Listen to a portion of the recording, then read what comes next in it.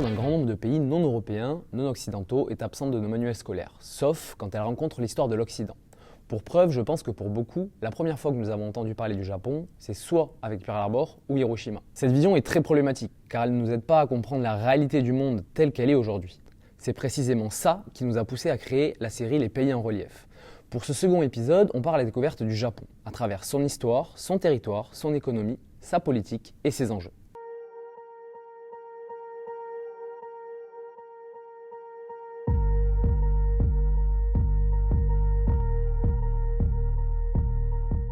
L'Antiquité est marquée par l'apparition des samouraïs. Ces derniers étaient initialement des paysans en charge de protéger les intérêts fonciers des seigneurs terriens qui passaient le plus clair de leur temps à la cour impériale. Mais au fil du temps, ces paysans rompus à l'usage des armes deviennent de vrais guerriers et commencent à former de puissantes familles.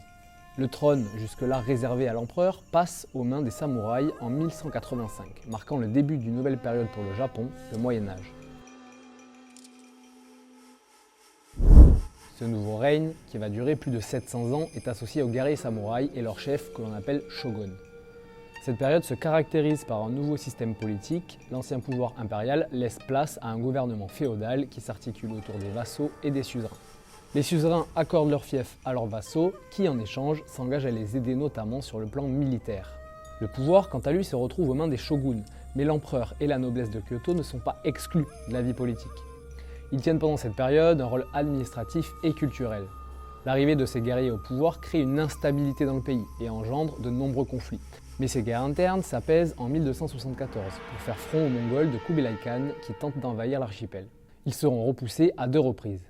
270 ans plus tard, pour la première fois de son histoire, les Japonais vont entrer en contact avec des Occidentaux après qu'un explorateur portugais ait foulé leur sol. Et en 1603, la capitale est installée à Edo, qui deviendra plus tard Tokyo, marquant la fin de la période féodale. Après les nombreuses guerres féodales, le pouvoir en place cherche à garantir la paix dans le pays et à réorganiser l'État. Pour cela, ils mettent au point un système encore très hiérarchisé et rigide, grâce auquel ils peuvent contrôler totalement le pays. Une austère idéologie néo-confucéenne est prônée, reposant sur l'interdiction de tout signe ostentatoire de richesse et une stricte séparation des classes, comprenant les samouraïs, les paysans, les artisans et les marchands. En 1641, une politique d'isolement est instaurée au Japon. Alors qu'ils entretiennent depuis à peine plus de 100 ans des relations avec l'Occident, ils décident de s'en détourner. La religion chrétienne est interdite, les ports sont fermés aux navires étrangers, les résidents étrangers sont expulsés. Durant cette période, en Occident, seuls les Pays-Bas seront autorisés à entretenir des liens avec le pays du soleil levant. Cette décision de fermer le pays est un moyen d'affirmer la place du Japon dans une nouvelle hiérarchie en Asie orientale et empêcher l'exploitation par les nations étrangères des ressources minières japonaises telles que le cuivre et l'argent. Cet isolement va durer 212 ans. Il est remis en cause par les Américains et la menace que représente l'US Navy. Ils souhaitent que les Japonais reprennent des relations commerciales avec l'Occident. Et pour leur forcer la main, ils envoient 4 navires lourdement armés avec des canons. Devant cette puissance, le shogun n'a d'autre choix que d'accepter de signer le traité de paix et d'amitié établissant des relations diplomatiques entre le Japon et les États-Unis. Durant les 5 années qui suivent, le Japon signe d'autres traités similaires avec d'autres pays occidentaux. Ces traités sont considérés par les Japonais comme totalement injustes et inéquitables, ayant été contraints par la politique de la canonnière. Ces traités donnaient aux nations étrangères, entre autres mesures, le contrôle des tarifs d'importation et le droit d'extraterritorialité sur tous les ressortissants visitant le Japon. Ils vont pendant longtemps nourrir la frustration japonaise envers l'Occident. Après 2 siècles et demi de fermeture au monde extérieur, le Japon connaît une réorganisation politique, avec la fin du shogunat, et se transforme en nation moderne. L'empereur gouverne avec ses conseillers, il est de droit divin et le shintoïsme est déclaré religion d'État. À travers le culte de l'empereur, c'est le culte de l'État qui régit la vie des citoyens qui est célébré. La première réforme consiste à supprimer la féodalité et à lui substituer l'élite des marchands et de la petite noblesse des guerriers que sont les samouraïs. Les grands seigneurs sont privés de leurs terres et des droits qui s'y rattachent dès 1869. Le 14 juillet 1871, les préfectures remplacent officiellement les domaines féodaux et en 1989, le Japon adopte sa première constitution.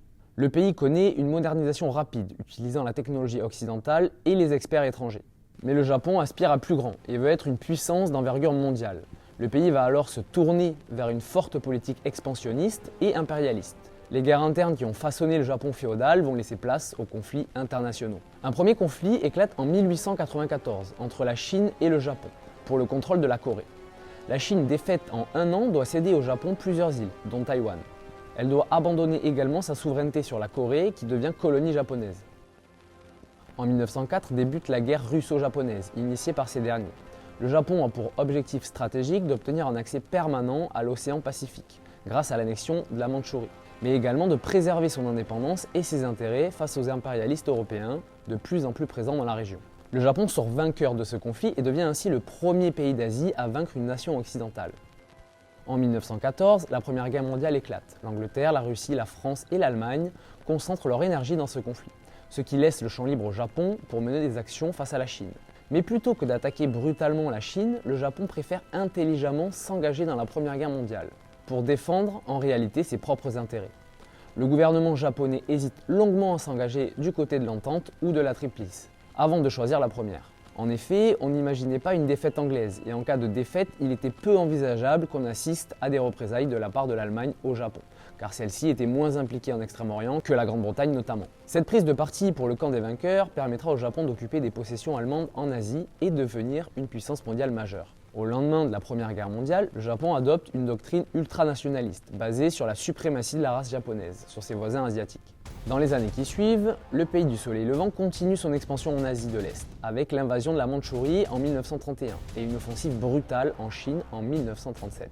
Ces actes sont condamnés à l'international et le Japon se retrouve isolé. De son côté, l'Allemagne, qui a violé le traité de Versailles, et l'Italie, qui a envahi l'Éthiopie contre la volonté de la SDN, se retrouvent eux aussi isolés des grandes nations.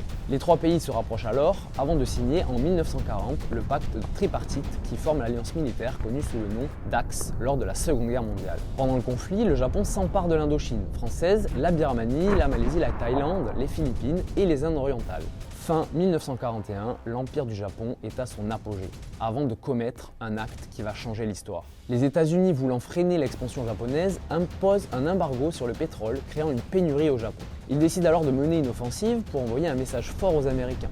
En 1941, la base navale de Pearl Harbor est attaquée. Les États-Unis, qui étaient restés jusque-là loin du conflit qui opposait les alliés à l'Axe, entrent alors en guerre contre le Japon et l'Allemagne. 3 ans plus tard, le Japon est définitivement défait après le bombardement nucléaire d'Hiroshima et Nagasaki. L'archipel est occupé par les forces américaines pendant 7 ans. 7 années pendant lesquelles les États-Unis se donnent pour mission de démilitariser et démocratiser le pays. Mais la situation du Japon est catastrophique. Avec des villes en ruine et de faibles récoltes, le pays plonge dans la famine et la misère sociale. Le chômage, la prostitution et la criminalité explosent. Il faudra attendre 1950 pour que le Japon réalise son miracle économique, dans des conditions particulières créées par la guerre froide. L'archipel devient un précieux allié de la politique américaine et bénéficie en retour d'une aide financière et matérielle, point de départ de ce qu'est le Japon aujourd'hui.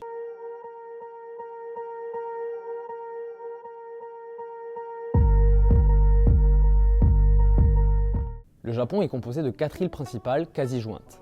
À l'île-pays s'ajoute une myriade d'autres îles, 6852 précisément, faisant du Japon le 16e pays le plus vaste au monde avec une superficie totale de 377 974 km², ce qui est légèrement plus grand que l'Allemagne. Même si le Japon n'est pas aussi petit que l'on pourrait le penser, seuls 17% de son territoire est durablement habitable. Coteaux et montagnes occupent entre 65 et 86% de son territoire. Les rares plaines sont des bassins alluviaux propices à l'urbanisation, où sont situés Kyoto, l'ex-capitale, et Tokyo, la capitale actuelle. La population se fixe dans les plaines avec une densité moyenne de 343 habitants au km² et atteint 5751 habitants au km² à Tokyo. Une douzaine d'agglomérations de la côte pacifique ont une ville basse, qui menace l'excès de construction, propice aux incendies et aux inondations, et le terrain mou favorable à la riziculture mouillée, mais sensible au séisme.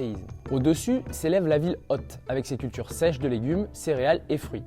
Une fois terrassé, le flanc escarpé des collines tertiaires, très boisées, se prête à l'habitat, mais non sans risque de glissement de terrain à cause des typhons. Le Japon est un territoire qui est menacé en permanence par mère nature. On vient d'en parler, les typhons, mais aussi le volcanisme, les tremblements de terre, les raz-de-marée, rappellent constamment aux Japonais qu'ils sont le jouet des forces de la nature, d'où son sens constant de la précarité du monde. Des quelques 240 volcans du pays, 60 ont été actifs et peuvent le redevenir à tout moment, soit 10% de tous ceux encore en activité dans le monde. L'activité géologique cause des secousses quotidiennes et des séismes réguliers de magnitude variable. Tokyo est une ville très menacée, déjà détruite, ainsi que Yokohama en 1923. Les tsunamis menacent presque toute la côte pacifique.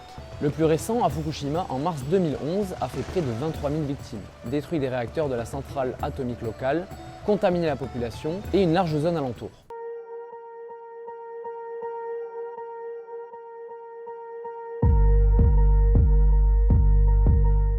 Nous en parlions précédemment, le miracle économique du Japon est en partie lié à la coopération américo-japonaise lors de la guerre froide. Mais la théorie du vol d'oie sauvage, définie par Kaname Akamatsu, que le Japon a appliquée, va aussi grandement y contribuer. Le principe est simple et se décline en 3 étapes. Premièrement, le pays choisit un produit à faible technicité afin de l'industrialiser à coût réduit. Ensuite, le pays devient exportateur de ce produit et en dégage des bénéfices. Enfin, il se sert du surplus de revenus pour investir dans un produit à plus haute valeur ajoutée et délocalise la production du produit précédent. Ce miracle économique fut stoppé dans les années 1986 par une bulle spéculative concernant principalement les actifs immobiliers et financiers. La bulle a été provoquée par un rapatriement rapide de capitaux japonais en provenance des États-Unis, à la suite d'une dépréciation brutale du dollar américain. Depuis cet événement, l'économie du Japon stagne, en témoigne la croissance annuelle du PIB japonais. Depuis 2010, la croissance du PIB oscille entre 0 et 2%. Elle va connaître en 2020, avec la crise sanitaire, sa pire contraction depuis les années 50. Malgré tout, le Japon est aujourd'hui la 3e puissance économique mondiale, derrière la Chine et les États-Unis. Avec un taux de chômage de 2,6% en 2022, le Japon figure parmi les pays les mieux classés au monde. Son économie repose principalement sur les secteurs des services qui représentent 71% du PIB et celui de l'industrie, 2e secteur le plus important. La pêche et l'agriculture, contrairement à ce que l'on pourrait penser, ne représentent qu'1% du revenu national. L'archipel est très tourné vers la technologie et l'innovation. Ses dépenses en R&D sont conséquentes. Elles représentent 3,25% du PIB en 2020, soit le 3e plus gros budget au monde. Elle détenait en 2020 18% de tous les brevets déposés sur l'année. Cette stratégie permet au Japon de maintenir un avantage concurrentiel dans de nombreux domaines, comme l'industrie automobile, qui est l'une des industries les plus importantes au monde, ou encore la robotique, qui est au cœur de la stratégie de croissance économique du Japon. Si l'économie du Japon se porte si bien, c'est en partie lié à la politique du gouvernement qui repose sur une forme de keynésianisme, mettant l'accent sur l'importance du financement public des grands travaux. Conséquence, le budget de l'État est le 2e plus important au monde, ce qui lui permet d'assurer un soutien majeur à l'économie. Seulement, les recettes fiscales de l'État ne parviennent souvent pas à boucler le budget, ce qui conduit ce dernier à emprunter, entretenant ainsi une dette massive. En effet, avec une dette de 264% du PIB, le Japon est le 3e pays le plus endetté au monde.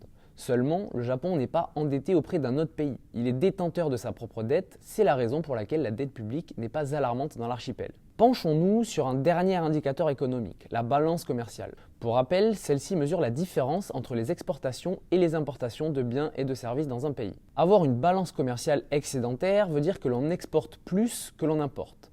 C'est un signe de bonne santé économique puisque cela permet de faire rentrer des liquidités dans le pays et mieux gérer l'inflation, entre autres. Pendant très longtemps, la balance commerciale du Japon a été excédentaire. Ces dernières années, la tendance s'est quelque peu inversée. Sur l'année 2022, elle était déficitaire de 144 milliards d'euros, en comparaison de celle de la France qui était déficitaire de 163 milliards. En cause, une monnaie faible au moment où le prix de l'énergie a flambé, alors que le pays doit importer la quasi-totalité de ses matières premières et de son énergie fossile. Conséquence, le Japon est confronté fin 2022 à un taux d'inflation très inhabituel dans le pays. Ces chiffres restent tout de même à nuancer puisque l'inflation du Japon est la plus faible parmi les pays du G7.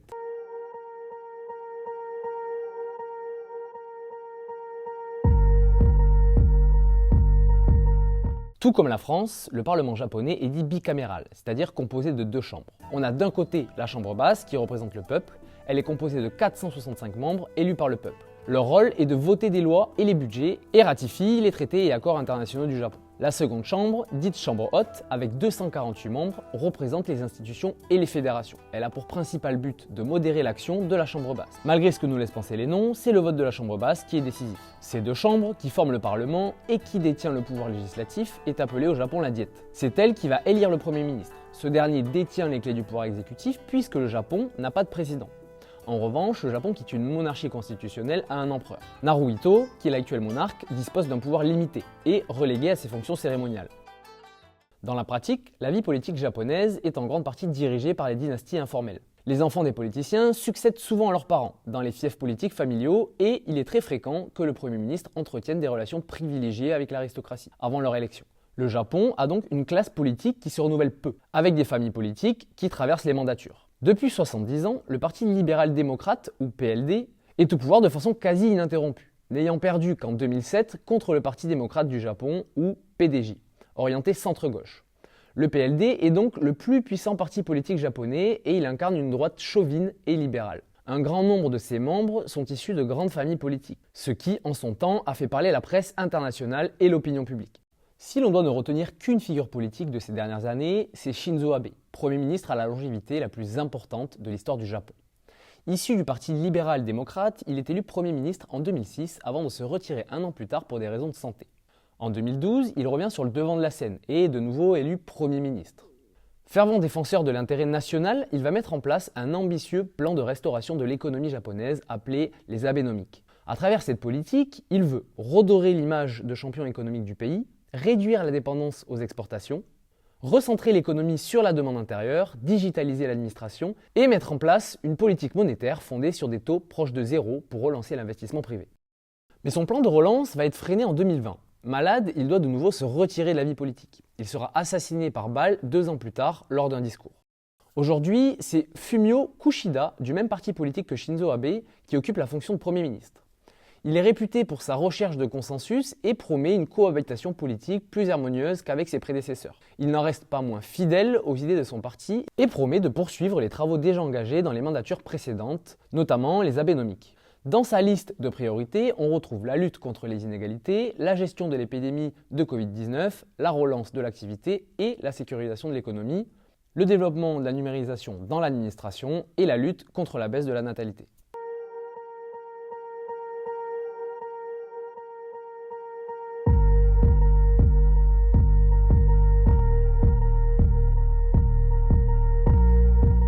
Comme nous pouvons le voir sur ce graphique, la croissance annuelle de la population n'a de cesse de baisser depuis 45 ans. Avec 1,34 enfants par femme, en 2020, l'archipel est parmi les pays avec le plus faible taux de natalité au monde. Conséquence, la population nippone diminue et devrait même être divisée par 2 d'ici 2100. Cette décroissance démographique est l'une des causes de la stagnation économique du Japon, car cela diminue la part des actifs dans la population, c'est-à-dire ceux qui travaillent et créent de la richesse. On assiste même à une pénurie de main-d'œuvre, phénomène accentué par la faible participation des femmes au marché du travail.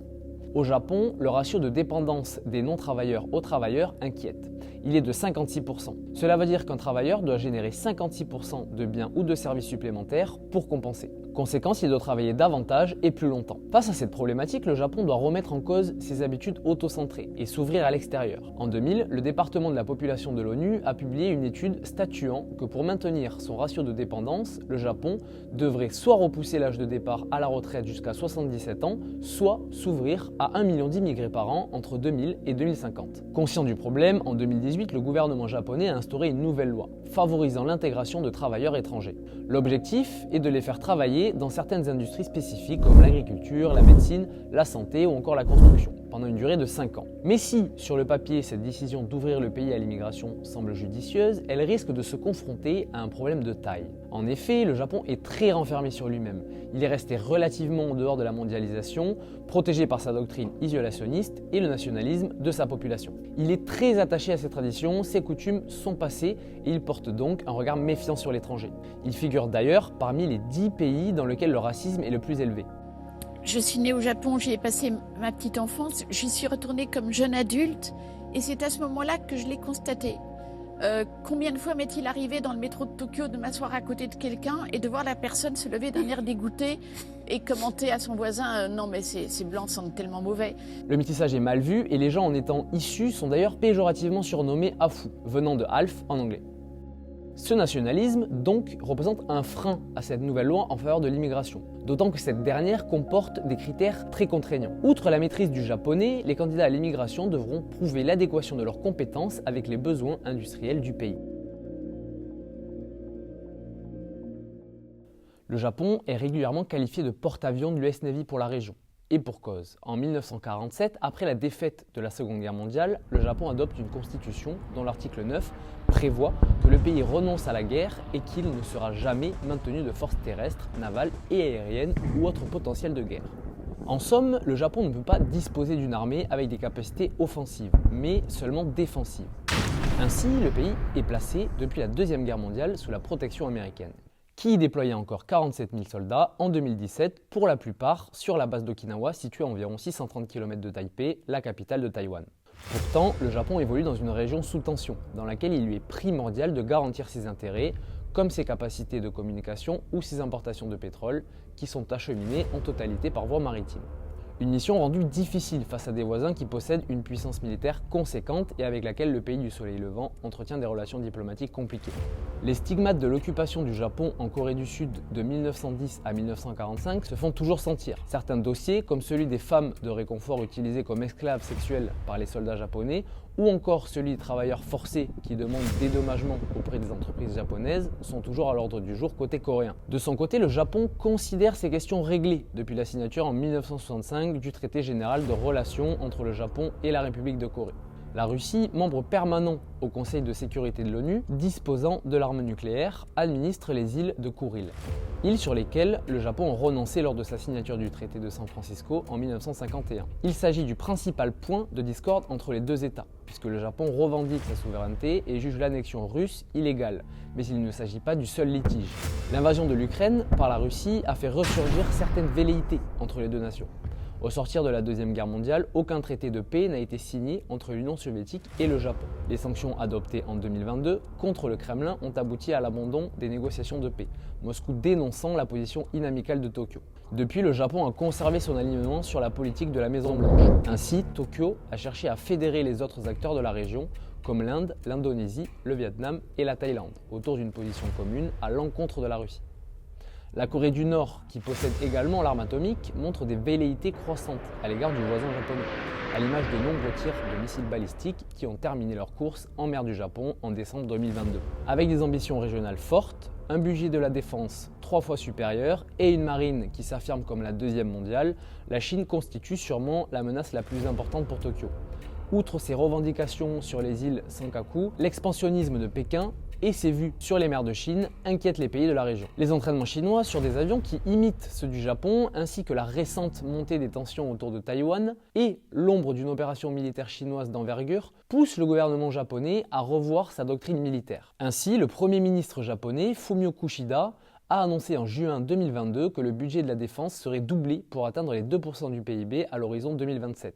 Ce niveau correspond à celui demandé par l'OTAN, dont le Japon n'est pas membre. En 5 années, le pays investira 315 milliards d'euros dans ses forces d'autodéfense. Un développement qui se traduit sur le plan aérien. Le Japon a rejoint en décembre le Global Combat Air Programme aux côtés de la Grande-Bretagne et de l'Italie. Ce programme ambitieux a pour mission la conception et la production d'un avion de chasse de 6e génération, un axe crucial pour se préparer à un éventuel conflit de haute intensité. Plus largement, Tokyo va utiliser cette enveloppe de défense supplémentaire pour renforcer son armée avec l'adoption de nouvelles capacités à l'image des missiles Patriot. Il est important de rappeler que le Japon n'a pas d'armée permanente, mais dispose de sa force d'autodéfense JSDF, conformément à l'article 9 de sa Constitution. Cela lui impose une attitude réactive et non proactive et écarte la possibilité d'avoir recours à la dissuasion militaire. Jusqu'à présent, l'opinion publique nippone montrait des réticences au réarmement de l'archipel. Pour autant, le renforcement des menaces chinoises change la donne. En effet, seuls 45% des Japonais étaient favorables à une modification de l'article 9 de la Constitution en 2017. De plus, 75% estimaient qu'il avait permis d'éviter au Japon d'être entraîné dans des conflits internationaux. Pourtant, dans un sondage plus récent de 2022, 51% des Japonais interrogés étaient favorables à l'augmentation des dépenses de défense. Plus intéressant, 81% considéraient la Chine comme un danger pour la sécurité du pays. Ces évolutions de l'opinion publique aboutiront-elles à une modification de la Constitution pour y inscrire la reconnaissance des forces d'autodéfense en tant qu'armée et y affirmer le droit du Japon à se défendre? Pour y parvenir, le gouvernement japonais devra obtenir une majorité des 2/3 dans les 2 chambres de la Diète. Le Japon fait aussi face à la pauvreté de son sol en termes d'énergie. Hautement dépendant de l'importation et des énergies fossiles, son manque d'ambition dans la réduction de ses émissions de gaz à effet de serre en fait la cible d'associations écologistes. Les projets d'énergie renouvelable représentant 10% de son mix énergétique en 2016, avec 1% de nucléaire, les 89% restants proviennent des énergies fossiles, faisant du Japon le 5e pays le plus pollueur au monde. Le pays fait donc la part belle au pétrole, au gaz et au charbon, figurant même en première position du classement des pays financeurs de projets de centrales à charbon. Entre 2017 et 2019, les banques nippones ont accordé 32% du total des prêts mondiaux destinés aux développeurs des centrales. De plus, encore une fois, l'opinion publique japonaise reste de marbre, peu sensibilisée aux problématiques environnementales. Les observateurs internationaux pointent donc du doigt ce manque de résolution et ce qu'ils considèrent être de l'irresponsabilité de la part d'un pays disposant d'autant de moyens. Le gouvernement se défend de ces accusations en affirmant n'avoir pas d'alternative et met en avant des arguments d'indépendance énergétique, géopolitique et financière. S'il ne craque pour l'instant pas sous la pression internationale, le pays devra se confronter au problème tôt ou tard. C'est avec tous ces enjeux que cette vidéo se termine, j'espère qu'elle vous aura plu. Si c'est le cas, n'hésitez pas à vous abonner et à liker. Je vous dis à bientôt sur Cactus.